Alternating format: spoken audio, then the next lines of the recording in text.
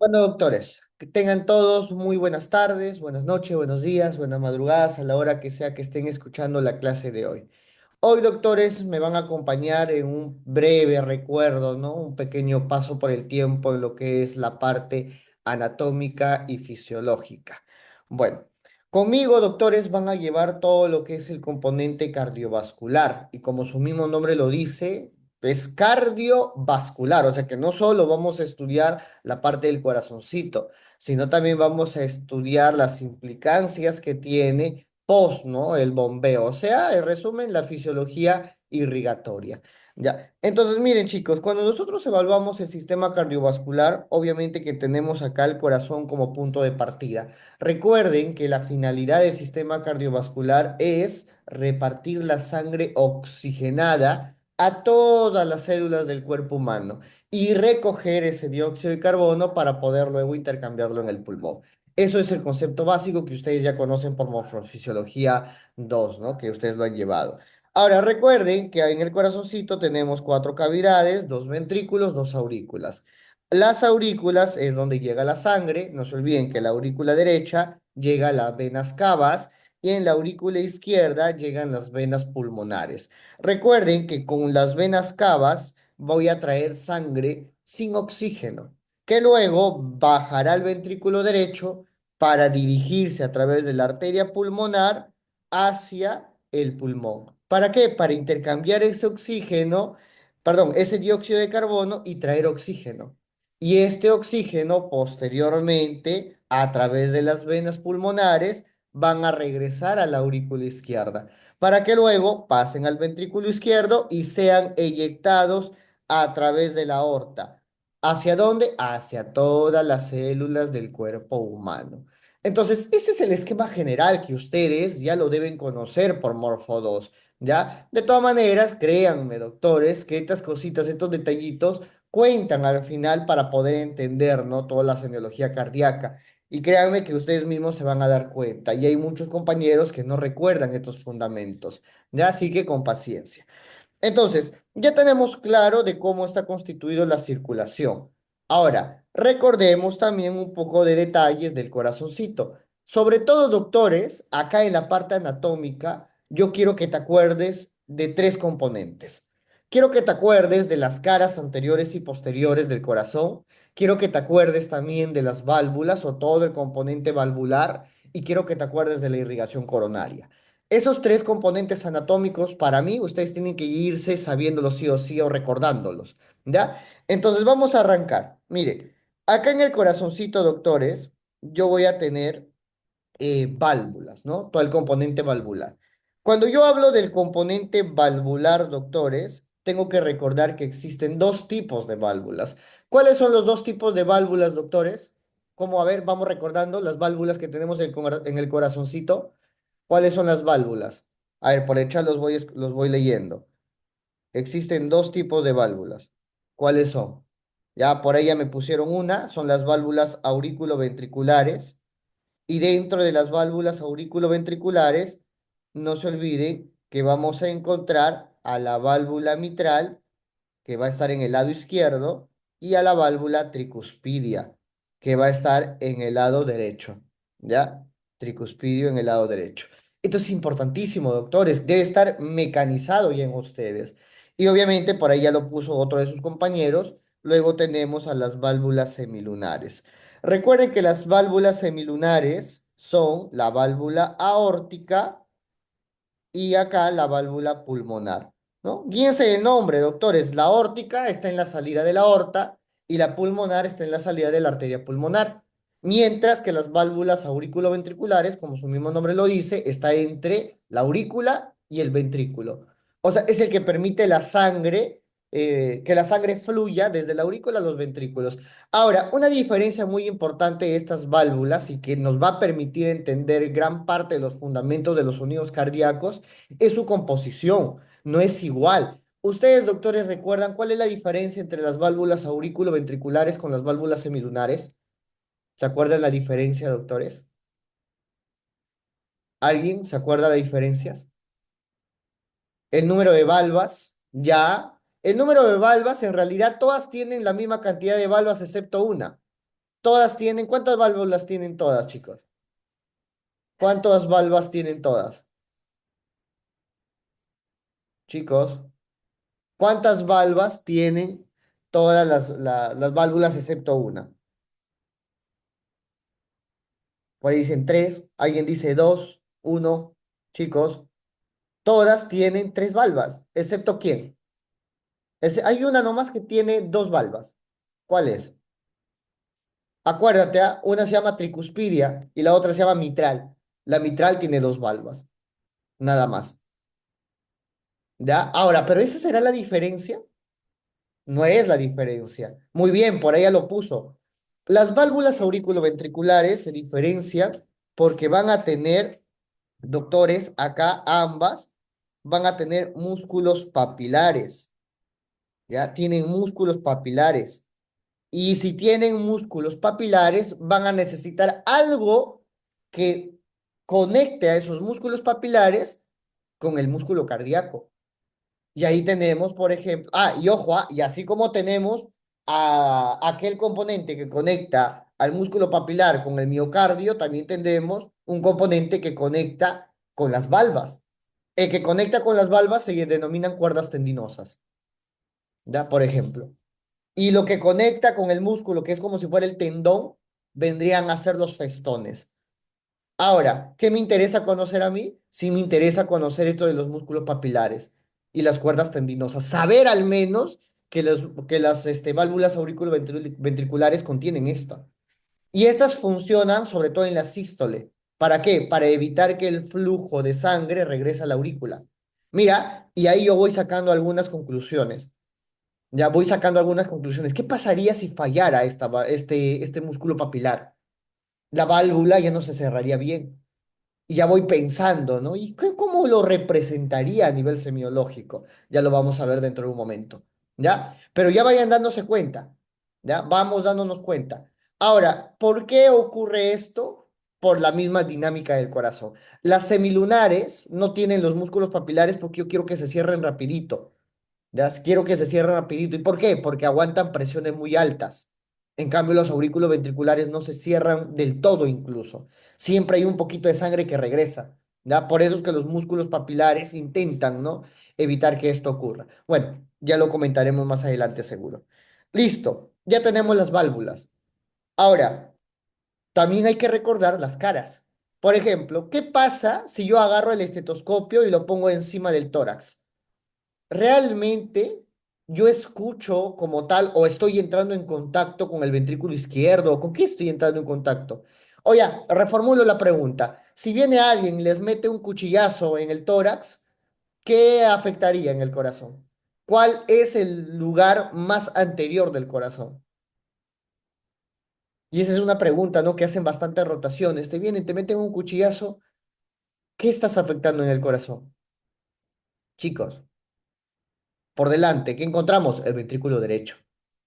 Ya, el ventrículo derecho. No se olviden nunca. En cambio, por detrás, si por ejemplo ustedes hacen una ecografía transesofágica y entran por detrás, por el esófago, ven el ventrículo derecho y la aurícula derecha. Perdón, ventrículo izquierdo y aurícula izquierda. Eso es lo que observan, porque el corazón está un poco inclinado. ¿Ya? Entonces, eso también hay que recordarlo. Y por último, la irrigación coronaria.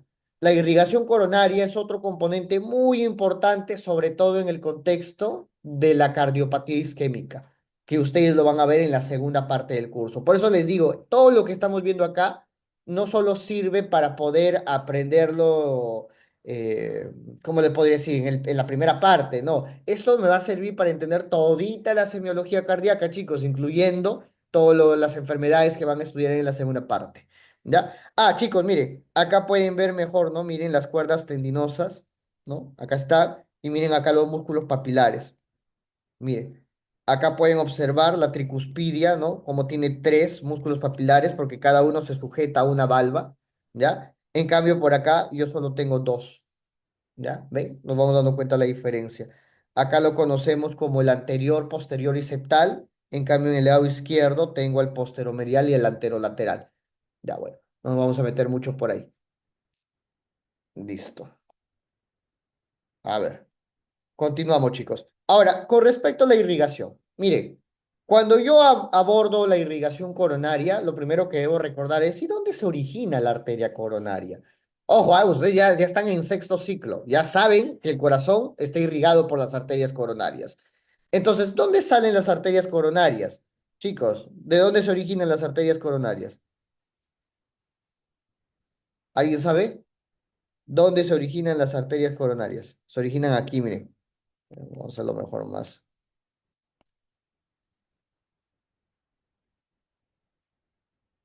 A ver, en los senos de Valsalva. Aquí, para ser más específico, chicos, no, acá recuerden, no se compliquen la vida, ¿ya? No se compliquen la vida. Estamos ahorita en un recuerdo nada más anatomofisiológico, no les van a pedir profundizar, solo tienen que recordar algunos conceptos básicos. O sea, con que digan, se origina en la aorta ascendente, listo, ya está. Entonces recuerden que en cada costado se origina una arteria coronaria, la arteria coronaria izquierda y la arteria coronaria derecha, ¿ya? Acá está la izquierda y esta es la derecha, ¿ya? Ahora, es muy importante que ustedes se den cuenta que el origen de estas arterias está justo aquí, miren, justo por encima de las válvulas. Por eso es que durante la sístole cardíaca, que es donde se contrae el corazón y expulsa la sangre, estas válvulas se mueven así y van a tapar el agujero por donde sale la sangre. O sea, tapan el origen de la arteria coronaria. Por eso es que en la sístole el corazón, el miocardio, no se llena de sangre. ¿Ya? Y en la diástole, en cambio, sí. O sea, tanto se llenan las cavidades como también las arterias coronarias. ¿Para qué? Para poder nutrir al corazón. Ya, empezar a nutrirlo y prepararlo para la sístole. Bueno, ya de aquí lo vamos a revisar. Ahora, chicos, yo les voy a dar una clave que ustedes mismos se van a dar cuenta ahorita. Cada vez que ustedes vean algún problema en la arteria coronaria izquierda, tienes que pensar en la parte mecánica del corazón. En cambio, cada vez que ustedes vean alguna patología en la arteria coronaria derecha, tienen que pensar en la parte eléctrica del corazón, ¿ya?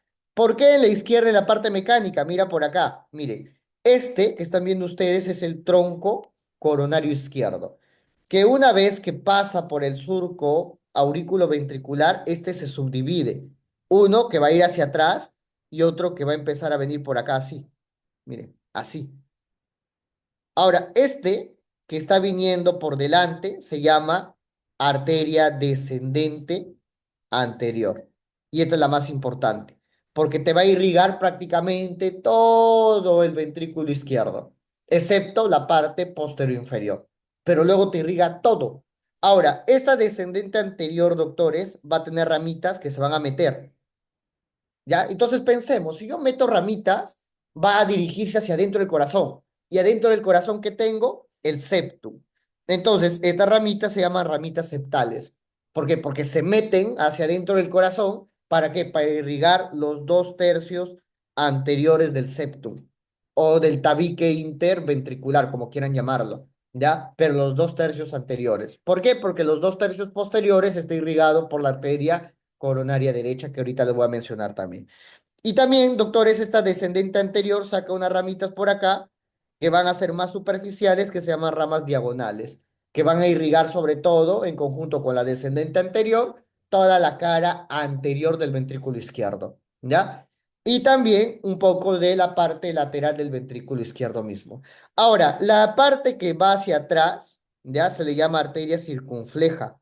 Y esta arteria circunfleja va a rodear por detrás al corazón, pero hasta el tercio superior nada más. Luego lateraliza. Por eso es que se dice que la circunfleja irriga en conjunto con sus ramas que tiene por acá que se llaman marginales, van a irrigar sobre todo la cara lateral del corazón, ya toda la cara lateral, ¿ya? Entonces acordémonos de eso. Ya, entonces chicos, en resumen, yo que me doy cuenta que la arteria coronaria izquierda irriga el ventrículo izquierdo casi en su totalidad. Y el ventrículo izquierdo, ¿para qué era importante? Para inyectar la sangre a través de la aorta.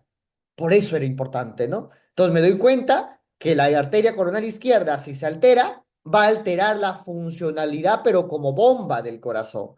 Por ende, aparte, ojo, mira, aparte del infarto que se puede generar, recuerda que estos terminan en insuficiencia cardíaca. ¿Por qué? Porque el corazón se vuelve insuficiente como bomba. ¿Ya? Eso acuérdate. Ojo, si yo obstruyo aquí, voy a hacer que toda esta área que irriga esta arteria ya no lleve sangre. Entonces toda esta área se muere. Ya toda esta área se va a morir. ¿Ya? No hay que olvidarnos. Entonces, ¿qué va a ser más peligroso? ¿Una obstrucción acá o una obstrucción acá? Chicos, ¿cuál va a ser más peligroso? ¿A o B? Obviamente va a ser más peligroso la obstrucción A, porque va a tener un área de infarto mucho más grande. Se va a isquemiar un área mucho más grande, doctores. En cambio, si yo obstruyo por acá, que suele ser así, voy a tener un área más chiquita. Ahora me dirán, doctor, pero ¿por qué aquí ocurre la mayoría? Porque recuerden que las obstrucciones ocurren por trombitos que viajan y los trombitos se suelen generar acá. Pero ¿qué pasa? Esta arteria es grandota, es gordita. Y como es gordita, los trombitos se sueltan y fluyen y hacen émbolos, ¿no? Pero recién por acá, en las terminales o en las ramificaciones, que es donde está más delgadita el diámetro, es donde van a obstruir. ¿Ya, chicos? Ahora, no se olvide que este es el miocardio, ¿ya? Este es el miocardio. Por acá tienen ustedes el epicardio y por acá tienen el endocardio. No se olviden que las arterias ingresan así, miren, así y luego se meten. Por eso es que yo tengo arterias subepicárdicas, pero también tengo arterias subendocárdicas. ¿Cuál va a ser peor en un infarto? Obviamente va a ser peor la subepicárdica, ¿no? Una obstrucción acá. Estas generan los famosos infartos ST elevado. En cambio, estas generan los infartos ST no elevado, ¿ya? Tranquilos, que ya en un futuro les voy a explicar cómo diferenciarlos. Si les van a preguntar, es más, este componente que yo les estoy explicando es el tema más preguntado en los exámenes parciales y perdón, en los exámenes finales, porque cardiopatía isquémica entra ahí, ¿ya? Entonces es muy importante, chicos. Bueno, y por el lado eléctrico, ya, por el lado eléctrico, ojo, acá tienen la imagen, ¿no? Que les estaba mencionando acá. Este es el esquema. En cambio, el lado izquierdo, doctores, tiene una sola rama, ¿ya? Una sola rama grandota que saca subramas, ¿ya? Entonces, esta arteria coronaria derecha va sacando ramas, como por ejemplo la rama, perdón, acá, sinusal. Mira, también genera otra rama que se llama rama aurículo-ventricular, que debe estar por acá. No, no lo veo ahorita por aquí. Acá está, acá está. Mire. Entonces, si yo me doy cuenta, la arteria coronaria derecha irriga obviamente a la aurícula derecha y ventrículo derecho en parte, pero irriga también al sistema de conducción. Esa es la gran diferencia, que la arteria coronaria derecha irriga el sistema de conducción. Por eso es que cualquier alteración que yo tenga aquí va a terminar como arritmias. Ya, esto termina como arritmias. En cambio, ¿qué había visto yo acá? Que terminaba como insuficiencia cardíaca. ¿Por qué? Porque acá falla la bomba. En cambio, acá falla la parte eléctrica. ¿Ya? Esa es también una importancia muy grande del componente anatómico. ¿Ya, chicos? Que deben recordar ustedes. Y no se olviden que la última ramita de la arteria coronaria derecha es la que va a irrigar el ventrículo izquierdo. ¿Ya? La parte posterior inferior. Esa ramita, doctores, en el 90% de los casos se origina aquí. Se le llama descendente posterior. Ahora, el 90% de los pacientes tiene este origen de la descendente posterior. Por eso se dice que el 90% de los pacientes tienen la dominancia derecha. Pero hay un porcentaje pequeño donde se origina en la arteria coronaria izquierda, como también en una combinación de ambas, como si fuera una anastomosis, ¿ya? Pero no nos vamos a meter ahí tampoco. Listo. Chicos, hasta acá que hemos visto netamente la parte anatómica. ¿Cómo vamos? A ver, hay 19 sobrevivientes. ¿Cómo vamos, chicos? La parte anatómica, ¿entendida? ¿Sí? ¿Refrescado la memoria un poquito? Doctores, ¿qué tal? Su Morfo 2. Qué tal les pareció Morfo 2, chicos? ¿Cuál fue el componente más bonito de Morfo 2 para ustedes? En Morfo 2 llevaron cardio, llevaron respi, llevaron digestivo y llevaron nefro. ¿Cuál de los cuatro componentes fue el que más le gustó de Morfo 2, chicos? A ver, por el chat póngame. Pues dicen cardio, cardio. A ver, sigan poniendo. Nefro, dicen por ahí. Nefro es pesadito, ¿ah? Bastantes células. Nefro. A ver, cardio y nefro. El resto, chicos, ve, hay 19 acá y solo van poniendo 3 nada más. Ah, por ahí dice cardio también. Nefro. Bueno, chicos, vamos a ver qué pasa en este ciclo, cuál termina siendo su favorito. Y entre Morfo uno y Morfo 2, chicos, ¿cuál les gustó más? ¿Morfo uno o Morfo 2? ¿Qué les gustó más? ¿Morfo uno o Morfo 2? Morfo uno dicen por ahí. Morfo 2. Tienes que estar loco para gustarte Morfo uno más. ¿Cuál es la parte de Morfo uno que más te gustó, doctor?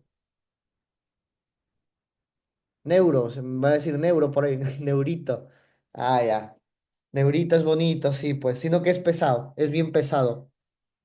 Cardio es bonito también, chicos. ¿Ah? Por ahí varios les gusta cardio. Cualquier cosa ahí estamos para apoyarlos, ¿ya, chicos? Bueno, vamos a continuar. Ahora sí, vamos a entrar a la parte fisiológica. Chicos, por ahí me están preguntando. Recuerden que los que están inscritos en la academia, no se preocupen. La clase está siendo grabada y lo vamos a subir. Ya, así que tranquilos, nada más. Bueno, vamos a continuar ahorita sí. Vamos a ver ahora un breve recuerdo de lo que es sistema de conducción. A ver, chicos, yo tengo acá arriba en la aurícula derecha a mi marcapaso cardíaco, ¿no? Acá en la aurícula derecha. Este marcapaso cardíaco, creo que ya todo el mundo lo conoce, ¿no? Es el nódulo sinusal. Este nódulo sinusal va a enviar corriente eléctrica a la aurícula izquierda a través del haz de Bachmann, como también enviará información eléctrica en la misma aurícula derecha, ¿no? Pero la gran diferencia es que estos haces que van a llevar la electricidad a la aurícula derecha también se dirigen a un segundo lugar, que vendría a ser aquí, el nodo auriculoventricular. Entonces, doctores, para que me vayan entendiendo, porque lo importante acá en el sistema de conducción es que ustedes hagan una correlación con el ciclo cardíaco, ¿ya? Entonces, no hay que olvidarnos, así brevemente, porque aquí vamos a ahondar un poquito más en el ciclo. El ciclo cardíaco está constituido por dos periodos, una sístole y una diástole. La sístole es el momento donde el corazón se contrae para inyectar la sangre. Y la diástole es el momento donde se llena el corazón de sangre para poder luego esa sangre que ha llenado ser inyectada, ¿no? Entonces, ambos son muy importantes, ambos. Se dice que tanto la sístole como la diástole duran en un corazón normal prácticamente lo mismo. Pero cuando el corazón se acelera, la diástole suele acortarse. ¿Ya? Entonces, no se olviden que la diástole en un corazón que late rápido es el que se acorta siempre, siempre. Para ser más específicos, el llenado ventricular, la parte de la diastesis, es la que se prolonga más.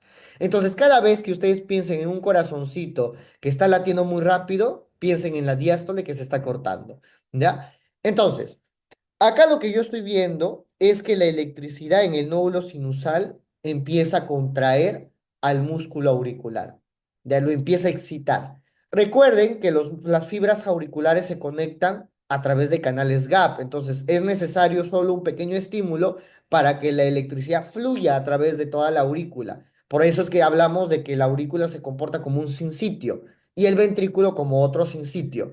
Me dirán, doctor, pero eléctricamente, ¿por qué no se puede comportar como un solo sinsitio? Recuerden que entre aurícula y ventrículo existe un tabique, ¿ya? Que es el trígono fibroso. Ese trígono fibroso aísla la electricidad de la aurícula del ventrículo. De ese modo, la aurícula solo pasa la electricidad mediante las de His. Y de ese modo, también yo evito que el ventrículo envíe información de vuelta. O sea, que exista una reentrada de la información eléctrica. Ya ahorita lo vamos a terminar de entender mejor. ¿Ya? Pero básicamente esa es su función. Ahora, el nódulo sinusal, doctores, envía la electricidad a la aurícula izquierda y derecha para poder generar la contracción y la sangre que está en la aurícula pasa al ventrículo. O sea, estamos en la diástole.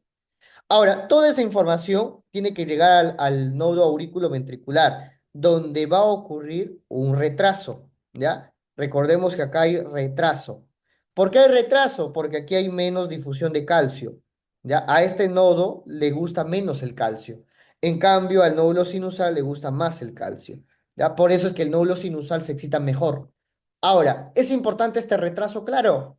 ¿Para qué? Para permitir que el ventrículo se llene. Si yo no tuviera este retraso, prácticamente las aurículas y el ventrículo se contrajeran a la misma vez y eso generaría una inadecuada, bueno, un inadecuado llenado del ventrículo. Recuerden que no me sirve de nada un corazón que se contraiga muy bien si no se llena. Ojo, ¿ah? O nunca se olviden de eso. Un corazón que se contraiga muy bien no sirve de nada si no se llena de sangre, porque va a inyectar poca sangre. Y eso ya es una insuficiencia cardíaca, ¿ya? Ahora, recuerden que luego el nodo aurículo ventricular va a enviar la energía eléctrica, ¿ya? A los ventrículos. ¿Ya? Recuerden que el nodo aurículo ventricular está en la aurícula derecha, en el triángulo de Koch, ¿ya? Ahora, después de este, el haz de His va a enviar la información hacia los ventrículos, donde este haz de His se va a dividir en dos ramas, una rama derecha, que es esta de acá, y una rama izquierda, que es esta de acá. Y la rama izquierda se subdivide en una rama anterior y una rama posterior. Miren, doctor, ¿y las fibras de Purkinje? El haz de His contiene fibras de Purkinje. No existe estas famosas fibras de Purkinje que están acá. No, no. Estas siguen siendo haz de His. Las células que conforman el haz de His son las fibras de Purkinje, chicos, ¿ya? Entonces hay que tener eso recontra claro también. Ahora, me dirán, ya doctor, y esa información llega para contraer el ventrículo general la sístole, perfecto, morfo 2. Pero, ¿y cómo yo lo voy a interpretar en la semiología? Yo lo voy a interpretar en base a la frecuencia cardíaca. Doctores, cuando ustedes vayan al hospital, cada vez que un paciente ingresa al servicio de emergencia, siempre, siempre, siempre, el doctor a cargo les va a decir funciones vitales. Antes que cualquier cosa, les va a decir funciones vitales, chicos. Frecuencia cardíaca, frecuencia respiratoria, saturación y presión arterial. Esos cuatro. Doctor, la temperatura en emergencia como que lo dejan pasar un poco, pero en realidad los cinco tendrían que medir. Siempre, doctores. Ahora, recuerden que un corazón que funciona bien tiene al nódulo sinusal generando las descargas eléctricas. ¿Cuánto es la frecuencia cardíaca normal que genera el nódulo sinusal? Que es considerada también la frecuencia cardíaca normal a nivel semiológico. ¿Cuál es, chicos? ¿Cuál es? Frecuencia cardíaca normal, chicos. ¿Alguien se acuerda? 80, 100. Ya por ahí estamos, por ahí. 60, 100. Ahí está. De 60 a 100 latidos por minuto. A estos doctores se le conoce como ritmo, ¿ya? Se conoce como ritmo sinusal, que vendría a ser el ritmo regular de cualquier corazoncito. Cuando esto de acá vaya por encima de 100, entonces yo estaré hablando de una taquicardia. Pero recuerden que la taquicardia como tal solo van a mencionarlo si ven por encima de 100. Pero tengan bastante cuidado porque normalmente el alumno dice ya, taquiarritmia. No, no, no. Si ustedes ven solo frecuencia cardíaca alterada, taquicardia. Para ya hablar de una taquiarritmia tiene que haber clínica o algún indicio electrocardiográfico. Si no, simplemente taquicardia, ¿ya? Ahora, hay situaciones, doctores, donde la arteria coronaria derecha se obstruye y hace que el nódulo sinusal se infarte. O no sé yo, de repente algún traumatismo que haya hecho que el nódulo sinusal deje de funcionar. ¿Significará que el corazón ya no funcione?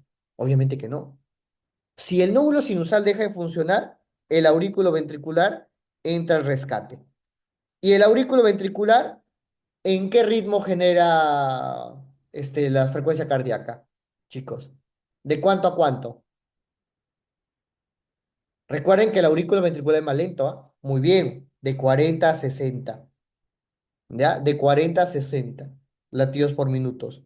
A estos doctores se le conoce como ritmo idiofuncional, ¿ya? Idiofuncional, ¿ya? Ahora, hasta acá todavía es un paciente que si bien es cierto, ya es catalogado como bradicardia, todavía se le puede tener en observación. O sea, todavía no es tan importante, ¿no? Un tratamiento mucho más detallado, como por ejemplo ya llevarlo a UCI o darle algún otro tipo de fármaco. No. ¿ya? Sin embargo, ya se recomienda hacer EKGs. Ya, bueno, no nos vamos a meter mucho por ahí. Ahora, ¿y qué pasaría si el nodo auriculoventricular deja de funcionar? El haz de His o el músculo ventricular, pues entra en acción, ¿no? Cualquiera de los dos. Recuerden que también el músculo auricular tiene la capacidad de autoexcitarse, pero es muy lento. Igualmente el músculo ventricular. Es más, hay veces, doctores, donde hay infartos en las aurículas, por ejemplo, acá en la aurícula izquierda. Y a veces este infarto, doctores, hace que las descargas eléctricas tengan cortocircuito y empiecen nuevas. Así, mira, yo empiezo a partir de esta cicatriz y digo cicatriz, ¿por qué? Porque recuerden que el corazón cuando se muere no regenera miocardiocitos, regenera tejido fibroso. Y este tejido fibroso es el que genera el cortocircuito, haciendo que se generen descargas ectópicas. Y esto hace que la aurícula se contraiga en diferente ritmo, haciendo que se genere, por ejemplo, la fibrilación auricular. ¿No? Que también lo van a ver en este ciclo. ¿Ya? Entonces, cositas así vamos a ir mencionando y recordando. Ahora, otra cosita, esto no se olviden que es unidireccional. Y acá ustedes tienen al trígono fibroso que evita, ya va a evitar que la información regrese. Ahora, en algunas circunstancias la información eléctrica regresa. Y esto existe siempre y cuando haya la presencia de un tracto que se llama el tracto de Kent. Y esto lo vamos a encontrar en una enfermedad que se llama la enfermedad de Wolff-Parkinson-White. ¿Ya? Aquellos que le gustan Breaking Bad, acuérdense de Walter White. ¿Ya? Y ahí está. Solo le agregan la P. Listo. ¿Ya, chicos? Entonces no olvidemos taquicardia de Wolff-Parkinson-White, presencia del tracto de Kent o también llamado tracto accesorio.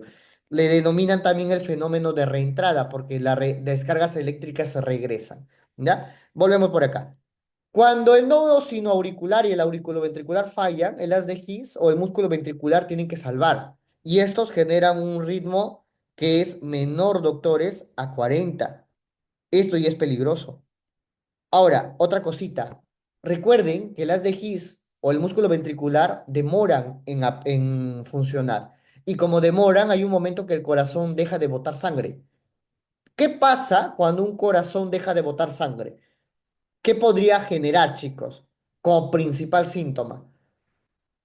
Que lo van a estudiar, ¿ah? Es más, tienen un día entero para este síntoma. El síntoma que les refieren es me mareo. Por ahí han puesto síndrome de Stock-Adams. Está bien, ¿ah? Eso es lo que se genera. Pero ¿cuál es el síntoma principal del síndrome de Stock-Adams? Esto que le estoy diciendo es el síndrome de Stock-Adams, sí, pero el síntoma principal es el síncope. ¿Y por qué ocurre el síncope? Mire, chicos, por eso yo les digo, aquel que sabe la fisiología ya tiene todo resuelto. Porque imagínense, yo cuando quiero inyectar la sangre lo hago porque quiero enviar oxígeno a las células. Pero si el ventrículo no está inyectando sangre, entonces el primero que te va a avisar, ¿quién es? El cerebro. Recuerden que el cerebro, las neuronas, para ser más específicos, son las células más quisquillosas. Tú le quitas oxígeno un ratito a ellas y ya te empiezan a fastidiar. Así acuérdate, al toque te empiezan a fastidiar. Entonces las neuronas te avisan en forma de síncope, que es como un mareo. Ahora, el síncope puede ser síncope respiratorio, síncope cardíaco, síncope neurológico. Eso lo vamos a estudiar ya en el ciclo regular. Pero eso quiero que recuerden, chicos. Venga, facilito. Neurona sin oxígeno es igual a cerebro que no funciona. ¿Cómo te avisa? Síncope. Listo. ¿Ya? Listo. ¿Cómo se llama este ritmo? Este ritmo es conocido como el ritmo idioventricular. ¿Ya? Idioventricular. Listo. Y listo, chicos. ¿Preguntas hasta acá? ¿O pasamos? Ah, el EKG falta. Ya chicos, rapidito, el EKG. Mire, no les van a pedir una lectura profunda aún del EKG, les van a pedir algunas cositas. No creo que les venga en el ECOE. Nunca ha venido un EKG en el ECOE de semiología. En medicina interna uno sí lo deben saber al derecho y al revés, ¿ya? Así que vamos a recordar algunas cosas. Recuerden que el EKG, esto sí te preguntan, ¿ah? El EKG es la prueba diagnóstica para dos enfermedades. Es el gold estándar. O sea, paciente que te llegue con la clínica de estas dos enfermedades, tú lo primero que debes hacer es un EKG. Siempre, ¿ya? ¿Cuáles son, chicos? ¿En qué pacientes harían EKG ustedes? A ver, ya chicos, estamos en mitad de carrera. ¿En qué pacientes ustedes harían un EKG? Pensemos, ¿en quién me puede ayudar el EKG? El EKG es la prueba donde existe una representación eléctrica del corazón, ¿ya? Entonces pensemos, ¿qué pacientes necesitará un EKG? Por ahí ya lo pusieron, en infartos. Si ustedes dicen infartos, están catalogando solo un grupo de enfermedades. Lo ideal es decir cardiopatías isquémicas. Y ahí está incluido el infarto, ¿ya? Pero también está incluido algunas patologías que no son infarto, como por ejemplo la angina estable y la angina inestable, ¿ya? Pero todas las cardiopatías isquémicas se diagnostican con el EKG, ¿ya? Dos, voy a tener obviamente a las arritmias, ¿ya? Arritmias. Entonces, cada vez que ustedes vean EKG, piensen cardiopatías isquémicas o arritmias. Chicos, en las preguntas de examen de semiología, tanto en la primera como segunda parte y en el ECOE, la clave está en saber diagnosticar. ¿Ya? Esa es la clave. ¿Ya? No se olviden nunca, la clave está en saber diagnosticar. Entonces, tú cuando en una pregunta de examen veas EKG, tú ya en el diagnóstico anda pensando en cualquiera de estos dos espectros. O sea, ya vas descartando incluso, por ejemplo, insuficiencia cardíaca, miocardiopatías, o sea, ya empiezas a hacer descarte. Por ejemplo, hay otra prueba que se hace bastante que es la ecocardiografía. La ecocardiografía, su mismo nombre lo dice, es para ver al corazón como tal. Entonces, ¿en qué patologías yo la voy a pensar? Lo voy a pensar, por ejemplo, en las insuficiencias cardíacas. Lo voy a pensar, por ejemplo, a ver, este sirve para ver el corazón por dentro. Voy a verlo entonces también en valvulopatías. Mira, así chicos, ¿ya? Valvulopatías e insuficiencia cardíaca. ¿Ya? Diagnóstico gol estándar, ecocardiografía. Ya, en fin. Entonces, miren, este KG me orienta la parte eléctrica del corazón. La onda P, por ejemplo, me indica qué cosa, doctores. ¿Qué te indica la onda P? No me digan contracción, ¿ah? Si en la pregunta de examen les ponen contracción, esa descártala, porque no te indica, ninguna onda te indica contracciones, ni relajaciones, nada. ¿Qué te indica la onda? Te indica la despolarización. La despolarización de la aurícula. Entonces, cuando ustedes vean patologías auriculares, busquen en la onda P. Por ejemplo, yo les dije una, fibrilación auricular. En la fibrilación auricular, por ejemplo, prácticamente el corazón, la aurícula, perdón, está siempre despolarizada, siempre en estado contráctil. Entonces no ves ondas P, porque ya se vuelve isoeléctrico. Ese es como si fuera su estado basal y desaparece la onda P. De repente necesito mucha fuerza en el corazón y hay bastante electricidad, como pasa, por ejemplo, en las insuficiencias mitrales, donde la sangre regresa. También puede encontrar una onda P alterada. Le llaman la famosa onda P mitral. Ya lo van a ver más adelante también. Ya, cositas así, sí, chicos. Ya no les van a poner de repente el electro, pero les van a preguntar cosas acerca del electro. ¿Ya? Bueno, luego tienes al QRS. Al QRS tómalo como un complejo. No les van a preguntar acá por cada parte, ¿no? Eso es en Morfo 2. Acá, o en Medicina Interna 1. Acá simplemente acuérdate que acá está la despolarización del ventrículo. O sea que a partir de acá es donde inicia la sístole, ¿ya? Así acuérdate, acá está empezando la sístole. En cambio, en la onda P estamos como que en la diástole todavía. ¿Ya? Despolarización del ventrículo. Entonces permite inyectar la sangre. Algunas literaturas mencionan que a partir del segmento ST es donde empieza netamente la sístole o donde empieza netamente la contracción del corazón. ¿Ya? Pero bueno, eso todavía está en veremos. ¿Ya? Listo. Y por último tengo a la onda T. La onda T vendría a ser la repolarización del ventrículo. O sea que es cuando el corazón va a entrar de nuevo a diástole. Por ejemplo, en un infarto, doctores, yo tengo poco oxígeno. Como hay poco oxígeno, hay poco ATP. Y el ATP funcionaba ¿para qué? Para la relajación del corazón. Entonces, acordémonos, si hay un corazón que no se relaja bien, va a haber un corazón que no se repolariza bien. Por ende, la onda T es la primera que se afecta. Y ustedes lean la literatura que lean, van a ver, primero lo que se altera en un infarto, ¿qué es? Onda T, siempre. Luego le sigue el segmento ST y por último el QRS. Y eso es por lógica. Ya más adelante lo vamos a entender mejor. Listo, chicos. Ah, y no se olviden unos datitos de la circulación, chicos. Mire, la circulación, doctores, tienen que entender que es una circulación lineal. Acá lo podemos observar, donde la sangre que está aquí en el centro va a fluir más rápido.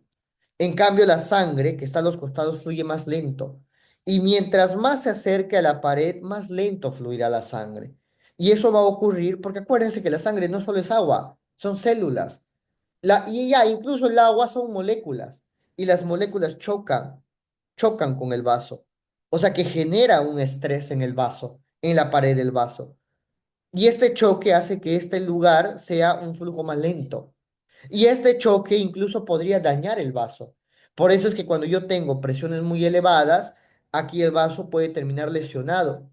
Y por eso es que la hipertensión es un factor de riesgo para hacer, por ejemplo, infartos, porque genera lesión endotelial.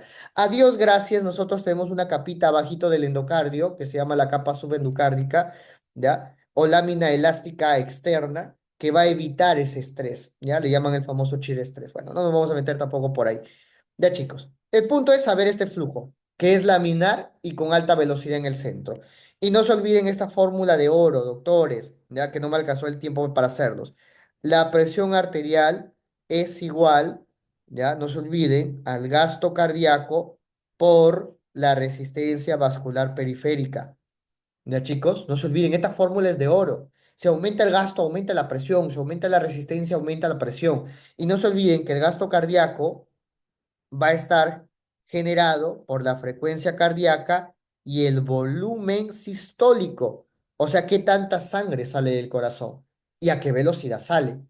Por eso es que si tú pierdes sangre, pierdes volumen, pierdes gasto, baja presión. ¿Ya? Y no se olviden otra cosa, el gasto cardíaco es igual al retorno venoso. ¿Ya? Son datos precisos que deben saber. ¿Ya, chicos? Y por último, la resistencia vascular periférica, no se olviden lo siguiente. Tienes vasos delgados y vasos muy anchos. Los vasos delgados son los que tienen bastante resistencia. Los vasos anchos son los que tienen baja resistencia. O sea, vasoconstricción es igual a más resistencia, igual a mayor presión. En cambio, vasodilatación es a menor resistencia, por ende, menor presión. Por último, chicos, no se olviden que la parte eléctrica del corazón está controlada por dos sistemas. El sistema simpático, ¿ya? El sistema simpático que te va a acelerar el corazón mediante receptores beta 1, ¿ya? Te genera aumento de la frecuencia cardíaca, ¿ya? Y el parasimpático que a partir de los receptores M2 te van a disminuir la frecuencia cardíaca, ¿ya? No se olviden de ello, es también muy importante, ¿ya? Muy importante recordarlo. Listo, chicos. Y vamos a ir a culminar con el ciclo cardíaco, chicos. Esto vamos a intentarlo hacerlo súper rapidito porque nos va a ganar el tiempo.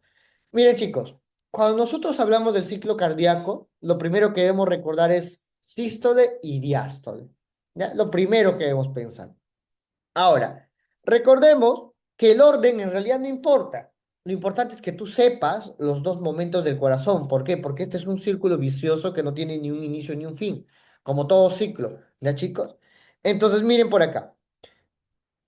A ver, lo primero que vamos a revisar acá es el llenado ventricular. El corazón, doctor, es el ventrículo, se va a llenar de dos formas. Tiene un llenado que es lento, pasivo, y un llenado rápido y activo.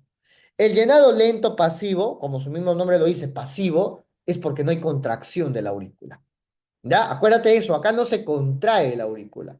Y vamos a tener un llenado que es a chorro y un llenado que es por la diastasis, que es, chicos, el chorro es por la simple presión. A ver, una cosa que quiero que me entiendan, doctores, es que acá yo tengo dos cavidades, ¿ya?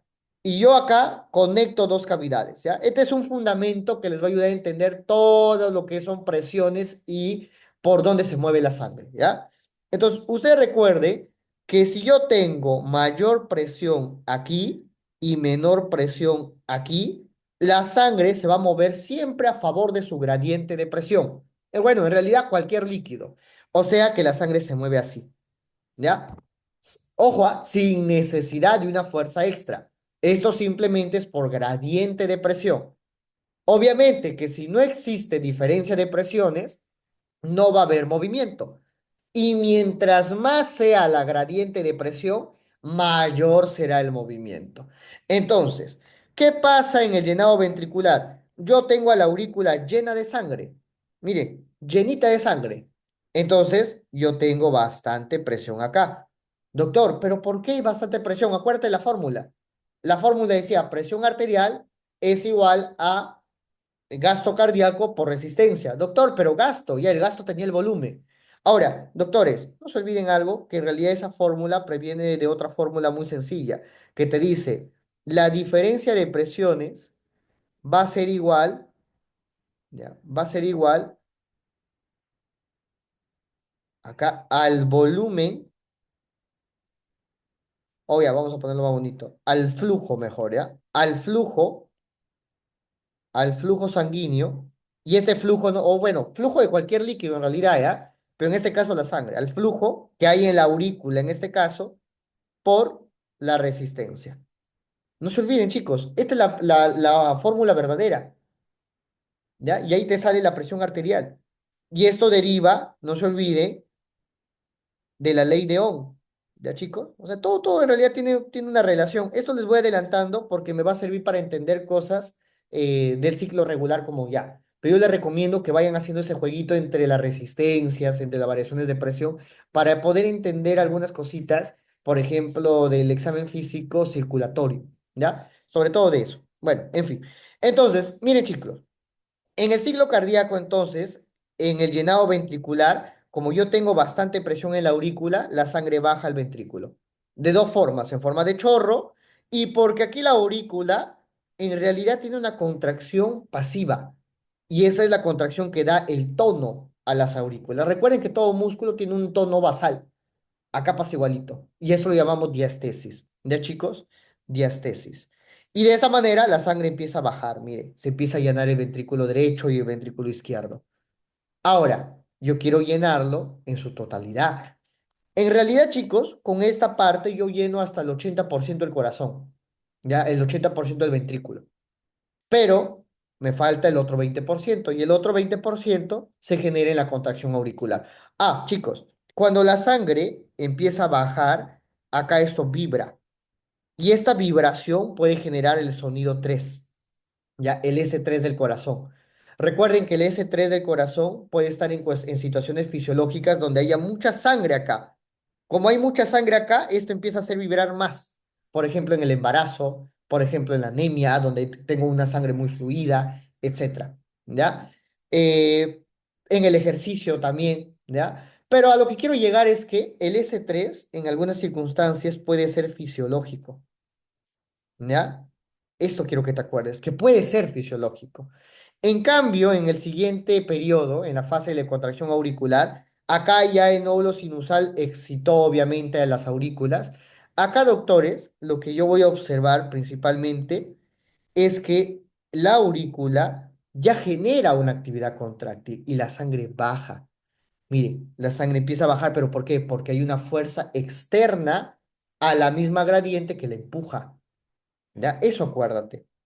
Y acá también puede hacer vibrar a este tejido, pero como ya está muy lleno, normalmente la vibración no se escucha. Ahora, ¿qué pasa en algunas circunstancias donde hay mucho flujo, pero flujo en exceso ya, como insuficiencias cardíacas, como tirotoxicosis, etcétera? Puede vibrar. Entonces, este siempre es patológico por eso, el S4. Siempre, doctores. Siempre va a ser patológico. ¿Ya? Entonces, no se olviden de ello. S3 puede ser fisiológico, en cambio el S4 siempre es patológico. Ahora, chicos, miren por acá. Vamos a ver las válvulas. Acá, doctores, las válvulas auriculoventriculares. A ver, pensemos. Yo estoy enviando sangre desde la aurícula al ventrículo. Entonces, estas válvulas deben estar abiertas. Y eso es lo que estoy viendo acá. Mira, válvulas auriculoventriculares abiertas. Ahora, yo quiero llenar el ventrículo. pero quiero evitar que esa sangre se vaya por las arterias aorta o la arteria del tronco pulmonar. Quiero evitar que se vaya por esas dos. Entonces, las válvulas semilunares están cerradas, ¿no? Lógica, ajá, es pura lógica, chicos. Ahora, cuando yo ya lleno aquí, miren, cuando yo ya lleno aquí, yo ya tendría la fuerza necesaria, doctores, para poder cerrar a estas válvulas. Sin embargo, aún no lo hago, ¿ya? Es más, cuando yo termino de llenar el ventrículo, es donde ahí yo ya tengo mayor presión acá que aquí. ¿Se acuerdan por qué la sangre bajaba? Porque yo tenía más presión acá que aquí. Pero aquí yo ya estoy invirtiendo eso. Yo ya estoy aumentando la presión en el ventrículo. Entonces, ¿qué va a pasar, doctores? Esta sangre que está aumentando acá va a empujar a estas válvulas. ¿Para qué? Para cerrarlas. Y eso va a dar inicio a nuestra sístole. Chicos, no se olviden, eso da inicio a nuestra sístole. El cierre de las válvulas aurículo-ventriculares, acá lo vamos a poner, este cierre de las válvulas aurículo-ventriculares es el que genera, doctores, el inicio de la sístole. Y por ende también, doctores, genera el primer ruido cardíaco. No se olviden nunca. Ahora, doctores, ¿y qué pasa si ustedes están midiendo el pulso y quieren saber cuál es su primer ruido cardíaco? O bueno, si ustedes quieren determinar cuál es el primer ruido cardíaco, ¿cómo harían, ah? Porque ustedes ponen el estetoscopio, escuchan el corazoncito, pero ¿cómo saben cuál es la sístole y cuál es la diástole? ¿Cómo hacen, chicos? Chicos, ¿alguien? ¿Cómo saben?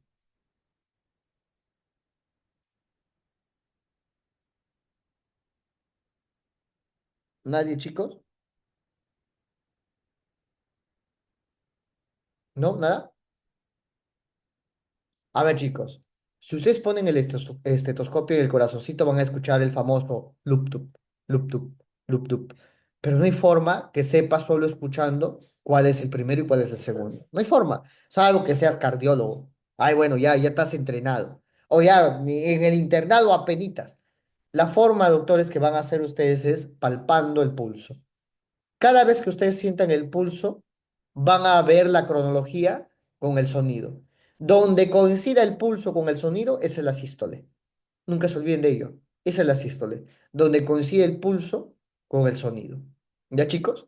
Esa es la sístole. Y ahí es donde yo empiezo mi sístole. Listo, chicos. Y tiene lógica, ¿no? Porque cuando tú cierras las válvulas aurículo-ventriculares, vas a evitar que la sangre se regrese a la aurícula. Y aparte, vas a llenarla acá. Vas a llenar, vas a generar fuerza aquí. Ahora, esta fuerza, la fuerza del ventrículo, la presión acá todavía es baja. Todavía no supera la presión aórtica. Ahora, ¿qué va a pasar más adelante? Miren, en la contracción isovolumétrica se cierran las válvulas auriculoventriculares y las semilunares todavía están cerradas. ¿Ya? Este es el periodo con mayor consumo de oxígeno. Pero ya en el periodo de eyección hay una fuerza externa que aprieta la sangre y la empuja, ¿no? Pero si yo me pongo a pensar, esto es fórmula. ¿Por qué? Porque al apretar el corazón lo que hago es disminuir la cavidad. Y disminuir la cavidad significa aumentar la resistencia. Y eso significa mayor presión, haciendo que la presión ahora sea mayor que la presión aórtica. Y de esa manera abre las válvulas. ¿Ya? Por eso es que en este momento las válvulas semilunares se abren. Las auriculoventriculares permanecen cerradas. ¿Ven? Mira, acá me voy dando cuenta. Ahí se mantienen cerradas y se abren las semilunares. ¿Para qué? Para que la sangre salga. De esa manera la sangre se eyecta y se distribuye por todas las partes del cuerpo humano. Obviamente que va a haber mayor presión en el ventrículo izquierdo, por lógica, porque es donde voy a llevar mayor sangre. Y el ventrículo derecho habrá menor presión, ¿ya? Salvo que estés en el feto. En el feto hay mayor presión en el lado derecho. Listo. Entonces, una vez que termina la contracción, doctores, el músculo se debe relajar. Y este músculo que se empieza a relajar, tengo que entender algunas cositas, ¿no? Lo primero es que la sangre que estaba en el ventrículo empezó a salir por acá, ¿no? Empezó a salir por acá y por acá. Y como empezó a salir, la aorta se volvió a llenar, el tronco pulmonar se volvió a llenar y aquí yo empecé a perder sangre. Entonces la presión acá ahora es baja, ¿no? Y va a ser menor que la presión aórtica y que la presión pulmonar. Entonces en este momento estas válvulas se vuelven a cerrar. Mira, se cierran de nuevo. Más o menos para que me entiendas, tú imagínate que las válvulas están así, mira. Cuando tú botas sangre, las válvulas están así como te la he dibujado ahorita. Pero cuando ya no tengo sangre, más bien la sangre está aquí, la sangre empuja hacia abajo a las válvulas y las cierra. Así acuérdate, ¿ya? Así es la forma más sencilla que te acuerdas, ¿ya? Y así es como sucede, doctores. ¿Y cómo se cierra? Genero el segundo sonido cardíaco. Ahora, el segundo sonido cardíaco muchas veces puede escucharse en dos partes. ¿Por qué? Porque a veces hay mucha presión en uno de los dos ventrículos. ¿Ya? Entonces no se olviden que el S2 tiene un componente aórtico que se escucha siempre primero, ¿ya? Y un componente pulmonar que se escucha después. Cuando tú puedes diferenciar estos dos sonidos, lo llamamos desdoblamiento. E incluso hay veces que este se escucha primero, ¿ya? Eso se llama desdoblamiento, no se olviden, ¿ya? Desdoblamientos. Listo. ¿Ya? Entonces, acá, doctores, tengo las válvulas semilunares que se cierran y tengo las auriculoventriculares aún cerradas. Listo. Y así se repite una y otra y otra y otra vez, doctores. ¿Ya? Eso es prácticamente todo. Ahora, por ahí no me entiendes de repente mucho el ciclo cardíaco. Mire, con estas curvitas tú terminas de entender las presiones. ¿Ya? Por ejemplo, mira, acá yo voy a observar la presión del ventrículo izquierdo. Miren, esta es la presión del ventrículo izquierdo. Y esta es la presión aórtica. Y acá abajo está la presión auricular. Miren, doctores, cómo la presión del ventrículo está bajo hasta que empieza a llenarse, miren, y ahí empieza a subir ligeramente, miren. Y miren cómo la presión de la aurícula también, ¿no? Porque está la aurícula llena, pero luego empieza a bajar. ¿Por qué? Porque la sangre se va al ventrículo. Pero nunca deja de recibir sangre la aurícula, acuérdate de ello, porque no hay válvulas en las venas. En la vena cava superior y vena cava inferior, para la entrada a la aurícula no hay válvulas. Hay válvulas en el trayecto, pero no en la entrada. Entonces siempre está recibiendo sangre. Ahora, ¿qué pasa? Que hay tanta sangre en el ventrículo y aparte de la contracción hace que la presión aumente acá. Y miren qué pasa. Se aumenta tanto que va a llegar un momento que supera la presión aórtica. Cuando yo supero a la presión aórtica, aquí, doctores, es donde se va a abrir la válvula aórtica. ¿Ya? Acuérdate de eso. Acá se abre la válvula aórtica. ¿Ya? Se abre válvula aórtica. ¿Por qué? Porque ya he superado la presión. Ya pude, imagínense que hay alguien empujando atrás de la puerta y tú quieres cerrarla. Bueno, en este caso tú quieres abrirla. Y esa persona que está empujando no te deja abrirla. Pero ¿qué pasa? Como la aorta está enviando la sangre a todos los tejidos, va a llegar un momento que se queda sin sangre. Se queda sin alguien que lo empuje. Entonces la puerta se abre. ¿Ya? Porque al contrario de que en la aorta yo pierdo sangre, el ventrículo se va llenando. Entonces cada vez hay más personas atrás mío que me ayudan a empujarla. Y por eso es que la válvula se puede abrir. ¿Ya? Y mire cómo luego este ventrículo tiene bastante sangre, mire. Pero empieza a mandarlo a la aorta y por eso la presión aórtica también aumenta.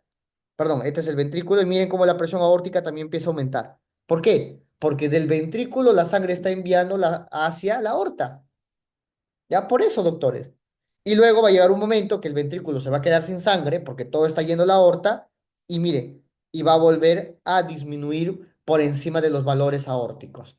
Y de esta manera se cierra, ya se cierra la válvula aórtica. ¿Ven? Ahora, doctores, datito. Siempre que ustedes vean la palabra isovolumétrico es donde ocurre el sonido importante, ¿no? Del corazón, el S1 y el S2. En la contracción isovolumétrica, el S1 y contracción y relajación isovolumétrica, el S2. ¿Ya? Entonces es un datito también que te va a ayudar bastante en el examen. Listo. Listo, chicos. Preguntas, no vamos a revisar mecanismo de Frank-Starling, no se preocupen. Lo de la válvula ya lo hemos revisado. ¿Qué significará presión de pulso, chicos? ¿Qué significará presión de pulso? ¿Cómo sacan la presión de pulso? Chicos, en un pasito de un turno, No me acuerdo con qué doctor les preguntaron eso. Facilazo, chicos, presión de pulso. Muy bien, la diferencia entre la presión sistólica y la presión diastólica. Claro. ¿Y la diferencia de presiones, cómo se saca? También otra pregunta que hacen sobre todo los médicos internistas, ¿no? Como el doctor, por ejemplo, Luján. ¿Cuál chico? ¿Cómo sacarían usted la presión arterial, ah? La presión arterial es la diferencia de presiones. ¿Y qué presiones estoy diferenciando? ¿Quién se acuerda? La presión, chicos, del lado arterial con la presión del lado venoso. Recuerden que cuando yo eyecto, sale a una presión, pero conforme va avanzando, la presión va cayendo. Y cuando llega a la aurícula, ya llega en cero. Entonces, para sacar la presión arterial necesitan el promedio de la presión arterial con el promedio de la presión venosa. No se olviden, chicos, para hallar la presión arterial, o sea, la exacta, el promedio es con la presión arterial media, el PAN. También les recomiendo que aprendan la fórmula, también lo preguntan bastante. No es complicada, simplemente es dos veces la diastólica más la sistólica entre tres. Así aprendan lo mejor. Suman dos veces la diastólica más la sistólica entre tres. Y listo. Fin de la historia. Todo paciente que tengan presión, háganlo. Y van a ver que se van a acordar para toda la vida. Y la presión venosa se saca con la PVC, que es la presión venosa central. Pero tranquilo, solo les van a preguntar el concepto, nada más. Listo, chicos. Dudas, preguntas, chismes, comentarios. ¿Qué tal su recuerdo anátomo fisiológico, chicos?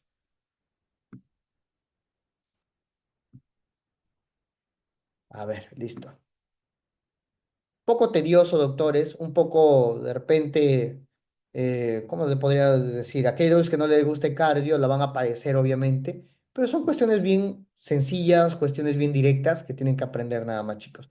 Créanme que con todo lo que les he explicado ahorita, van a poder fluir con tranquilidad en gran parte de la semiología cardíaca. ¿Qué les va a faltar? Revisar. Les va a faltar revisar un poquito de circulación, perdón, fisiología circulatoria para que puedan entender los pulsos, tanto pulso arterial como pulso venoso, y finalmente la microcirculación para poder entender edemas, ¿ya? Eso es lo que les recomiendo que revisen.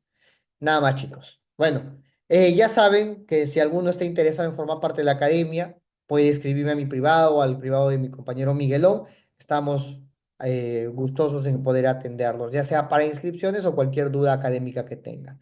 Listo, chicos. Eso sería todo por hoy. Espero que hayan disfrutado de la clase. Esto es BIG. Cuídense mucho, chicos. Hasta luego.